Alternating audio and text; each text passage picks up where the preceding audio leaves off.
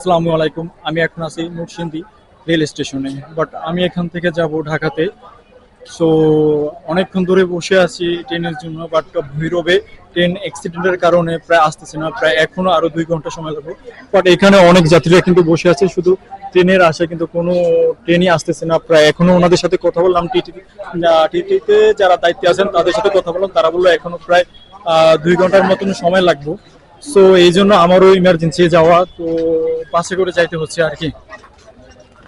আর চাচ্ছিলাম মানে আসার সময় আসছিলাম ট্রেনে, বাট ভাগ্য খুবই ভালো আসলে। দুর্ঘটনা কখন যে হয়ে যায় সেটা বলা যাচ্ছে না। সো সব সময় যে যেরকমই থাকে না কেন, সবসময় আল্লাহর কাছে শুকরিয়া আদায় করবেন। বাট আজকে আমার লাইফে মানে প্রথম ট্রেনে উঠা, আর ট্রেনে কখনো উঠি নাই। সো যাবার সময় শুনতেছি এরকম একটা ঘটনা, সো এটার জন্য খুবই মানে দুঃখ প্রকাশ করা ছাড়া আর কিছুই না।